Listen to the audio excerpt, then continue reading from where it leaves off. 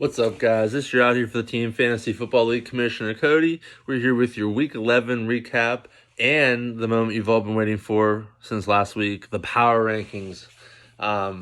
Much easier, I must say. Shout out to you guys for winning the matchups you were supposed to win. And handedly or not handedly, either or. With that being said, we'll, without a doubt, start with our recap. Scott, our defending champion as always.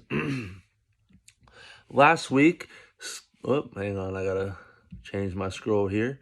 All right, so last week, Scott, number 7 in our power rankings, versus Greg, number 3 in our power rankings. Scott, 140.14 to Greg's 203.95. Without looking at the players, simply all we can say at this moment is Scott is not the same Scott that we had in the beginning of the season. Obviously, he's had injuries, and another couple injuries. So, none of this is his fault. Scott just has horrible luck with his team. With that being said, I got a little bit of flack this week about saying Scott fell off. The reason I said Scott fell off, he fell back down to earth is what I said. The reason I say that is because no matter how much he was down with injuries and things like that, he was always scoring. He was leading the league through the first half and even further than the first half of the season in points for the most part, or at least top 3, whatever. But with the injuries that he's dealt with, it's absurd how good his team was for a good long period. Now, 3 of the last 4 games, Scott has lost, unfortunately, but his team also has performed poorly as well. So just to give you a little run back, because I did a little research, because I didn't say fell down to earth like, he hasn't had some bad games this season. He has. The first loss that he had, he bounced it back with 180 points, okay? So I was giving him a little bit of leeway because, out of respect for him and his team, who's been putting up points all season, he bounced back right away. So I was like, okay, last week he had another dud. Okay, so bad week, good week, bad week. I was thinking, okay, this is the week Scott's going to bounce back, go back into Scott's form, even though his players weren't name players. He's been doing it all season, so I just thought he had the opportunity to do it. And unfortunately, he brings another dud back in this week with 140 points. Comparatively, that's a dud for Scott and his roster. Again, the injuries that he's dealt with, it's plenty of excuses. Like, there's no doubting that. I want to see Scott overcome all these injuries. He gets Eckler back this week, so that'll be interesting as well. But it's just Scott's coming back down to earth. I thought that I was personally surprised that his team was doing so well with all the injuries that he was dealing with. So with that being said, it was out of respect for Scott that I said he's back down to earth. Until he gets his players back, which, like I said, Eckler's back this week. Maybe CMC comes back this upcoming week as well. Maybe the week after. At this point, Scott just needs to slide in the playoffs and get Chris McCaffrey back, and he'll be fine. With that being said, Greg is a force to be reckoned with. Watch out. These men, there's 2 guys owning this team, are running at the right time. Now, did they peak a little too early? That remains to be seen. But they're coming on right on point. For the majority of the season, they were at the bottom part of the power rankings, and but now they're starting to put on some points. They put up 203 points yet again this week. So top 3 scores for Scott were Derek Carr, 33.65, Zeke with 25.65, and Mike Evans with 15.9. Not exactly winning matchup material unless everybody puts up around 10 to 20 points after the top 2.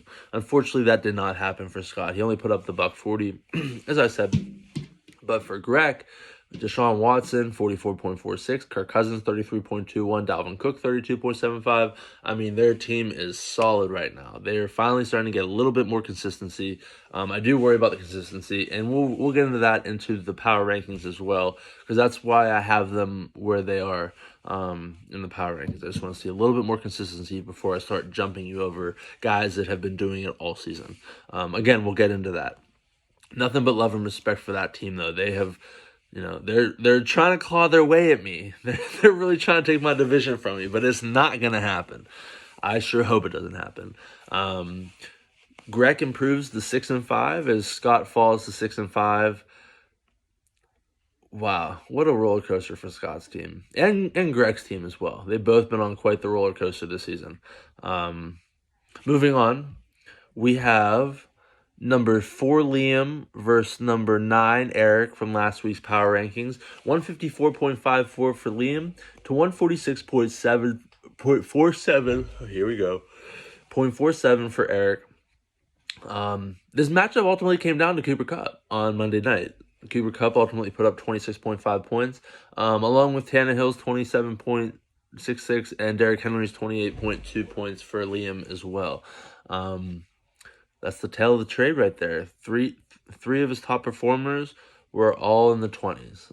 Now, looking at the scores, and then you got Eric's top 3 performers: Tyreek Hill 28.5, Cam Newton 26.95, Kalen Ballage 18.1. Eric had a little bit more consistency throughout his lineup. Even though he didn't get the dub, Liam had the solid top half, and then a couple duds there. I didn't look at who they were or whatever, but that's just what, looking at the scores and then the top 3 players, that's pretty much what it tells me. Without looking at stuff. You know how I do. Liam definitely had a scare for an upset going into Monday though, but the Rams just threw all over. I don't even know who they played. Who did the Rams play? I don't know. The Bucks. That's who it was. The Rams versus the Bucks. Bucks were supposed to be good at defense. They won the game. The Rams won the game, but I don't know. Liam comes out with the dub. Definitely a little close there. See where he lands in the power rankings as well. Which, again, we'll get into. Moving on, we have Brandwagon, number 8 in the power rankings, versus Phil, Red Hot Phil, who's number 2 in the power rankings. 161.11 for Brandwagon to 199.1 for Phil. Brandwagon.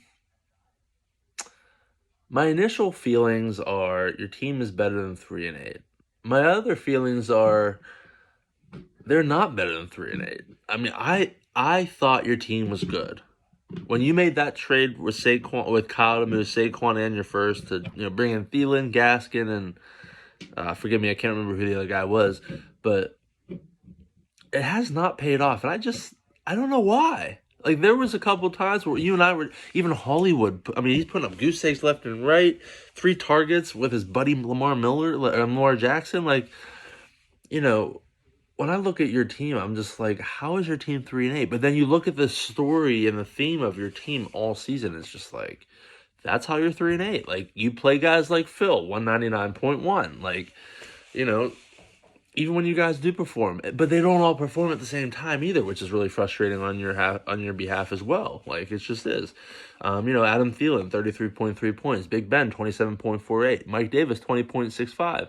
But after that, in order to get 165, they didn't consistently put up points. And again, that goose egg from Hollywood, not that would have changed your matchup. You lost, unfortunately, by over 30. But, having an extra 10 to 20 points from Hollywood at least gives you a chance in this matchup. You know what I mean? Not that Hollywood's going to do that, but, and I haven't looked at who you should have started, should have, would have, could have, whatever. I didn't look at any of that. But when you play a guy like Phil, and your top 3 performers are Patrick Mahomes, 35.52, Keenan Allen with 35.5, and Aaron Rodgers, 34.39, might as well be 35 points. Travis Kelce wasn't even on that list, and he had a big-ass game, too. Like, what do you do against a guy like that? Here's what you do. You call Hobert, you call Greg, you say, hey, let me get those players so I can beat a guy like Phil. That's essentially what you do. Unfortunately, you can't do that now. Trade deadlines are over, and obviously, the draft is over as well. So, the eggs are hatching the way that they have been laid. I don't even know if that made sense, but here we are talking about it anyway. As I've said in the previous videos, Phil increases to 9-2, whereas Brandwagon falls to 3-8. As I said, Phil, he is number 1 ranked in the standings because he's the only 9-2 team. So watch out for Phil, but not just because he's 9-2, but because he's. I didn't look at the standings, but I think he's the second highest scorer, and it's not close. No, you know what? I'm gonna look real quick because I'm here, and it's not like I'm like dissecting shit.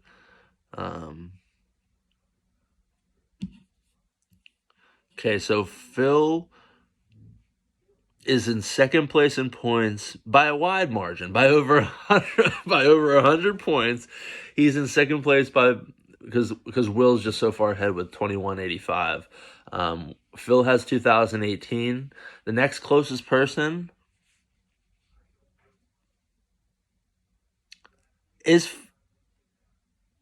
no, I thought it was Scott. I was gonna. Oh man, which is I'll get to Scott in a second, but Liam is in second place with 1962, 0.99, whatever, points, and then Scott in fourth with 1928. And the injuries that's why I say when Scott came down to earth, he had such a big lead in points the 3 out of the last 4 games where he put up 140 or less, he's still in fourth place in points. That is absurd. Like, that is just the testament to what Scott has been dealing with. He's also played the most points not by far. No, Will's played more points, but by 6 points. Will's played 1970 to Scott's 1964. So Scott has actually played against more points than he's put up, and he's had the fourth most points in the league scored.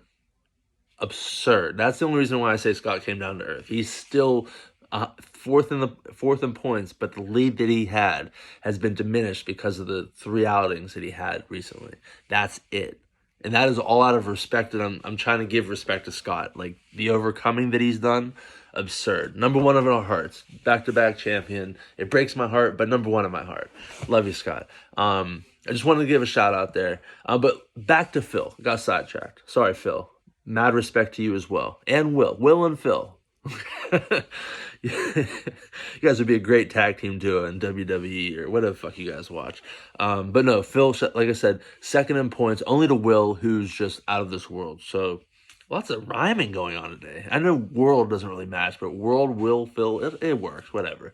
But like I said, shout out to Will, shout out to Phil, and shout out to Scott as well for just everything they've done this season on their rosters. Proud to say I have one of those wins against Phil. So, fuck you, Phil. Just kidding. I love you, buddy. But fuck you in fantasy football. Back to our scoreboard here. If my internet would load quicker than it is.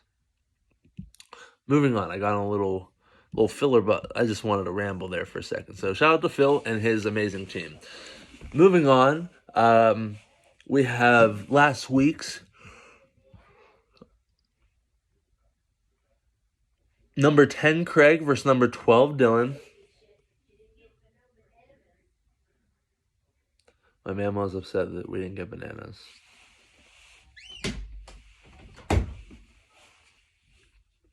Either way, back to the show at hand. Craig falls in a heartbreaker to Dylan, 134.11 to 137.84. Dylan with the comeback. Antonio Brown leads Dylan to a win. His 3rd win. If this was the NFL, you might have lost, what's his name? I'm having such a brain fart right now.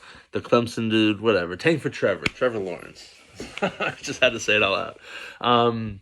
You could have lost your tank for We're going to work on that. This year, because we're already in the season, I don't want people to just start tanking shit like that.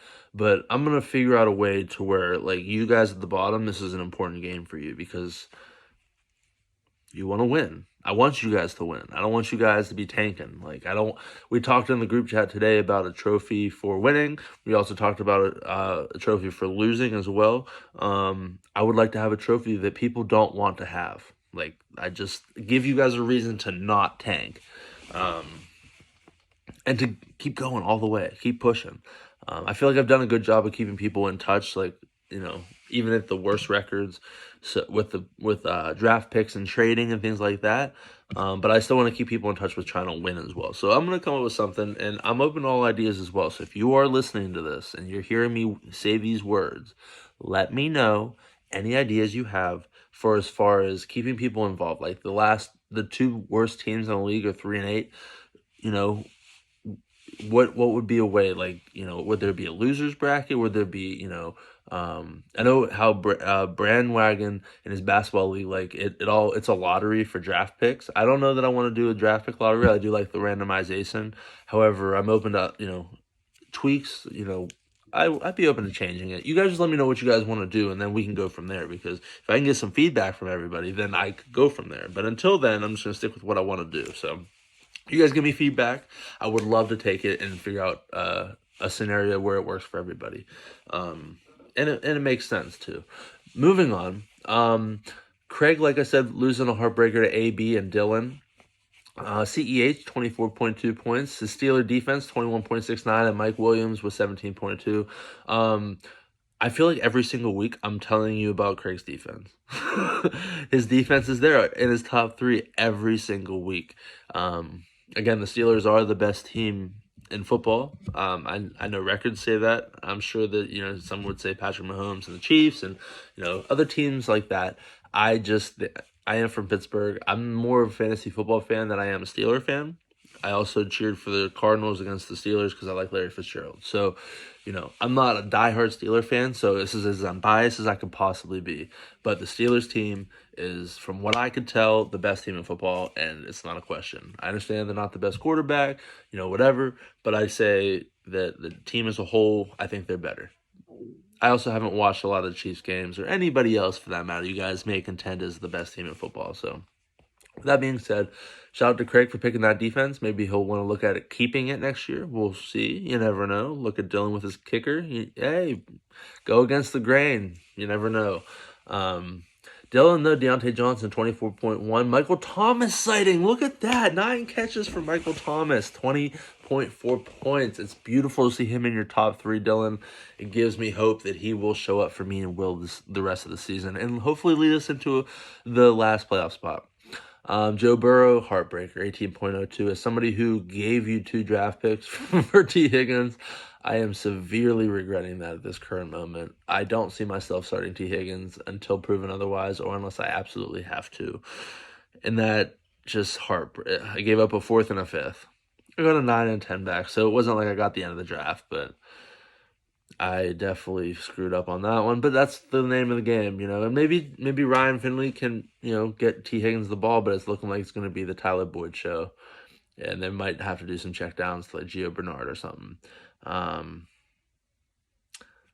much else to say about that matchup. A little rough one, but shout out to Dylan for getting his 3rd win. I'm glad that the worst team is not like 1 or 2 wins. Like it's just, I am in a 10-team league where everybody's like 4 and 6 or better. So like that's, in last year we were really good about that as well. So, I like to see the parity throughout everybody and keep, like I said in the previous 5 minutes, that that I want to see everybody involved all the way through. So, that's why another reason why I have 8 slots in the playoffs, so that you still have a fighting chance. Who knows? I think last year, I could be mistaken, but I think last year I made the playoffs at 5 and 8. I'll check that later maybe and let you guys know possibly. I don't know for sure. Just remind me if you want to know, but anything's possible, and that's why we make this happen. Moving on, we have number 1, Will, against number 11, Kyle. Will puts up a 183.03 to 171.55. Forgive me, Will, but this is a down week for you. I'm very disappointed. I'm just kidding. You had a bunch of injuries. I know DeAndre Swift didn't play. Alvin Kamara was questionable, and they gave a lot of run to Latavius Murray. Devontae Adams was questionable as well, but he still put up big points. Kyler Murray, 28.61 for you. Devontae Adams, 24.6. And Lamar Jackson, 23.49. A pedestrian game again for Lamar Jackson, who is what we're all looking at as overrated. I only say that because I'm starting Justin Herbert in Will's league, ironically, over Lamar Jackson. And every week I've been right. So I'm going to continue to hop on that trend and continue to do that. But for a 10th round value, can't complain. Can't complain at all. Especially when you have Kyler as your other quarterback. So, Will's not in a bad spot at all. I just like to talk shit about Lamar Jackson because I just do. I don't know why. But Will's team's solid. Let's not take anything away from that. Let's also take the fact that his team put up 183 points without DeAndre Swift and two of his best players hurt. So shout out to Will there. Kyle with his 171.55. Strong outing for Kyle. Phil Rivers, 32.47. Browns defense, 28.92. And Melvin Gordon, 22.15. You know, Kyle's, still 4-7. Like, he's still in a playoff push. I'm glad to see that you didn't start both Broncos running backs. Jesus, what a brain fart. Both Broncos running backs. You did make a comment. It wouldn't have mattered.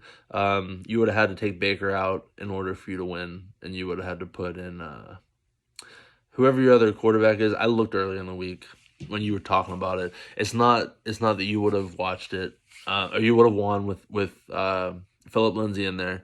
But if you'd have taken Burkhead out, or if you'd have taken Mayfield out and put in that other whoever your other quarterback is, I don't fucking know who it is, you would have won. So with that being said, Will, another close one. Another close one. Watch out for Kyle, though. He's sneaky. He can definitely slide in that 8th spot as well. And just by looking, without going all the way back up, it's looking like, okay, so that 8th spot is going to be that 8th spot is going to be a sub 500 team. So depending on how the cookie crumbles, you guys could, nobody's out of it. That's the crazy part. Like, for the 8th spot, Eric is 4-7. I haven't gotten to my matchup yet. And this is going to be a little longer because I'm just rambling at this point. But Eric's 4-7.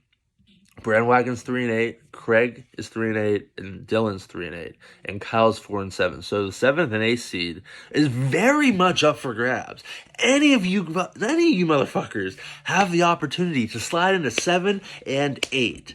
That's the beauty of it. I know that Will hates it. I get it. But the point is, I want to try to keep everybody involved. And the fact that you motherfuckers have the opportunity to still make the playoffs, and we're in November 24th, we're leaving week 11, entering week 12, and all 12 of you motherfuckers have the opportunity to make the playoffs. That I couldn't be more happy. I know that Will doesn't like it. I'm sorry, Will. I understand. I appreciate your upsetness, but it's not going to change anything. And yes, I'm using the word upsetness. But I don't want anybody to think they're out. Craig and Dylan, you could have made the playoffs because you just beat Craig, and Craig, you could have lost the playoffs because you lost to Dylan. Like, it could go either way. I haven't looked at matchups. And going forward, like, as we get to week 13, like, probably between week 12 and 13, I'm going to get you scenarios. So you guys know what you guys need to do to win and make the playoffs, or, whatever. But yeah, watch out for Kyle making a late push. Of those 5 teams, other than Brandwagon, he outscored all of them. Eric won 46. Brandwagon put one up. Oh no, he outscored Brandwagon. So watch out for Kyle. He's definitely a sneaky little fella there. Somehow I don't know how he has 4. I don't know how he has 4 wins. Moving on to your final match of the week, as this is taking much longer than I had thought because I have a lot to say apparently. Number 5. This was matchup of the week, by the way. Number 5, Hobert versus number 6, Cody last week. Hobert puts up a week high. Was it a week high? Yeah, week high, 212.07 to Cody's 177.6. Hobert improving to 7.4. Justin Herbert, 40.94. Jared Goff, 38.59. And J.K. Dobbins, 22.25. I told you he's going to be starting running back by the end of the season. It just took COVID to get him in there, but he's going to do it. He also has COVID or close contact, whatever. He's on the list, meaning Gus Edwards might take over. So might be a 1-week wonder for you there, buddy, until he comes back. Cody, oh, man, poor Cody. Robert Woods, 32.1. Taysom Hill, 28.32. Russell Wilson, 27.48. I don't know what to say. I really don't. I looked at the numbers. I'm going to look again just for you guys. Remember in the beginning of the season, I was loving Liam and his team and how consistent he was. And I was telling you how that 170 is like the goal for like the bottom of your floor. You know what I mean? I mean you have a high floor if you have 170s your every week total. That is my floor right now. Since week 7, I put up 176, 179, 172, 177, and 177. And some decimals. But I'm on a 3-game losing streak, and I am putting up a solid 170 every week. Fuck 170, okay? If you want to win this league, you need to put up 200 fucking points, if not more, okay? Consistency in the beginning of the season is going to get you a couple dubs, okay? But here we are in week 11. I'm on a 3-game losing streak because I can't seem to put up more than 193, 237, and 212. It's like I'm taking over Will's team. Like, what the fuck, guys? Fuck all of you. I'm just kidding. I love all you guys, but this is just, I mean, Hobert puts up 212. Will put up 237 on me. 193 from Craig. Like, you know? Like, what am I supposed to do? Every week, I'm the second highest projection, and I'm hitting my projections. Like, my team has been, like, right there on the projection number. But I can't exceed them. I'm glad I'm not, like, disappointing, necessarily, quote-unquote, even though I'm disappointing. But God forbid, jeez Louise, what am I supposed to do with this shit, man? But shout out Hobert, much deserved win. He did his work. He did what he needed to do to get the dub, even with some bye week fill-ins. I told you guys I picked him to win. My team just likes to be consistent. That's it. They don't like to be consistently good. They're just being consistent. That's all. Hopefully next week I can hit the 180 mark. I had 3 quarterbacks this week. 3 fucking quarterbacks. Oh, I don't know what to do. My team is too good. But yeah, shout out to Hobert. Much deserved W. Moving on. The moment you guys have all been waiting for is I've been complaining for the last 27 minutes on the dot. Now we're at 27:03. But the power rankings. This was a lot easier, as I said. Not easy, but easier than it has been. So starting at number 12, as always, we have Craig. Least amount of points this week, and you lost to Dylan. But again, you still have a chance to slide in the playoff. Moving on, we have Dylan at number 11. You got the dub against Craig, but second most points, and I still worry about your team. Again, you still have a chance in the playoffs, so don't take that as you're going to lose, your team's bad, or anything like that. I'm sure you're not taking it that way, but I'm just rambling at this point, so, 27 minutes and 50 seconds. Number 10, we have Kyle. Why did Kyle move up and he lost? Kyle put up 171 points. Let's not be disrespectful here. Actually, yeah, that's what it was. Still not in love with Kyle's team. He still got the loss. Even though it was Will, and he would have beaten majority of the teams, he did move up. I worry about your team long term. That's all. That's all it is. Moving on to number 9. This 8 and 9 were kind of tough. I put Scott at number 9 simply because of where his team is currently at. I tried to keep him in the top for as long as I could because I like Scott's team for the most part when they're healthy, but they're not. Now, I said he's going to... he's not for sure going to get Eckler back, but Eckler's getting off IR this week. Or he's supposed to be anyway. So keeping an eye on that. But he also, 3 last 4 weeks, he's put up some duds. So I have to take note of that as well. I don't think that his team is number 9 material. But until I see otherwise, that's what the power rankings are for. So, you're 6 and 5, but you are number 9, unfortunately, Scott. And I do feel bad about it, but there's nothing I can do. Brandwagon number 8, put up 161. I like your team more than your record. That's really the only reason you're at 8. 8, 9, and 10 were kind of a toss-up. I probably should have put Kyle up there a little bit higher. Apologies, Kyle, but once I have it set in stone and I start talking about it, I just want to leave it there. Moving on to number 7, you have Eric. Eric almost came up with an upset this week. I didn't like the 146.47, but I don't know. You were at 9 last week. Oh, you moved up to 7. Obviously didn't do too much research. That's all right. Um, maybe not. It's all right for now. That's what it is. Cody at 6. I'm not moving myself down for 177 points for the last 5 weeks. Forgive me. My team is much better than number 6, but I'm staying at 6. Liam at 5. Why did Liam fall to 5? Well, Liam put up 154 points and he was on upset alert. He got the dub thanks to Cooper Cup, but he was on upset alert. So Liam's at 5. Hobert at 4. So 1 through 4. Hobert's at 4. Now, some of you guys might be thinking, well, why is Hobert at 4? Why isn't Hobert, he put up the most points, why isn't he higher? Well, Hobert's at 4 because Hobert, why is Hobert at 4? I had this all together. Hobert hasn't been as consistent. Hobert's been getting the dubs. Let me look at this real quick. Because I know you've been getting the dubs. You mentioned to me you were getting the dubs. I'm sorry I don't respond. I'm usually you catch me when I'm at work and like when I'm in the group chat and stuff, I pick it up, look at it half the time, and I'm thinking about the group chat. I keep forgetting when people individually text me. But let's take a look over here at Hobert. You changed your name on me. Turn your head and golf. Hilarious.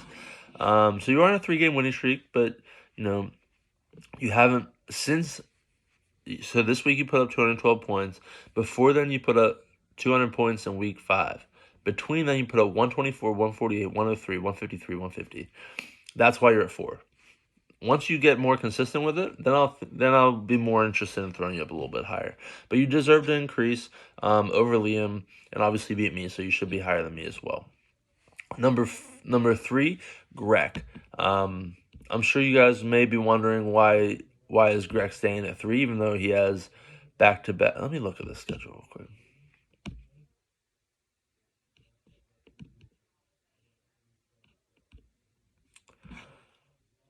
So Greg, they just haven't been fully consistent. They put up 203 this week, but they haven't put up 200 since week 4. I mean, they have solid 170 weeks here and there, but they didn't hit 180 at all in between. Then, if they didn't hit 200, they're not hitting 180. Essentially, is what their season has been like so far. So that's why they're stuck at 3. You have to do a lot to overtake 1 and 2 at this point. Number 2 might be a little bit of a head scratcher for some of you guys, but here's why I have it this way. Number 2 we have Will, and number 1 we have Phil. At this point, they might just go back and forth on each other.